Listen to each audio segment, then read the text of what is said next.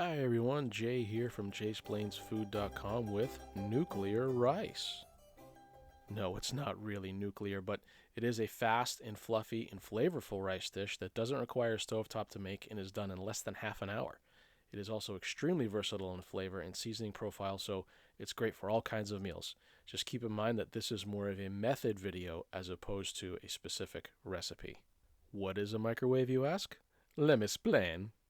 And now for some fun facts about microwave ovens. Microwave ovens were invented after self-taught engineer Perry Spencer was working on a radar set emitting microwave signals melted the chocolate bar in his pocket. He then figured out that it was the magnetron tube that was causing the melting and experimented with pointing the tube at foods like popcorn and eggs and observing the results. So there you go. Microwaves excite the molecules in the food, causing friction, which warms it up for you. It's science. So now back to the regularly scheduled program here. First, we're going to get a large microwave-safe bowl like this, and then we're going to add long grain rice. I prefer basmati, but as long as you're using a long grain rice, you should be fine. No risotto rices here, please. Why no risotto rice, you ask? Let me explain.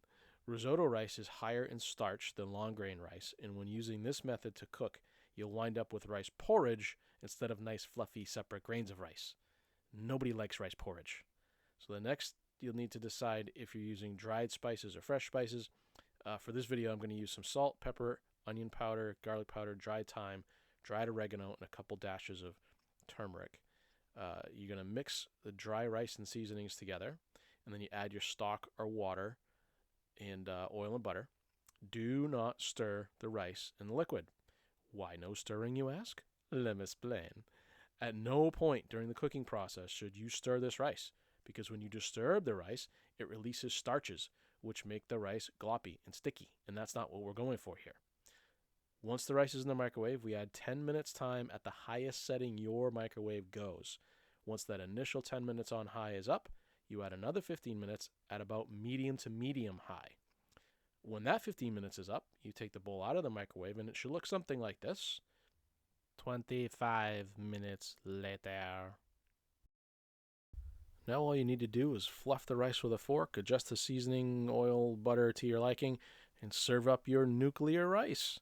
Head on over to jsplainsfood.com for the full recipe and ingredient amounts, and come back next week and I'll explain another one to you.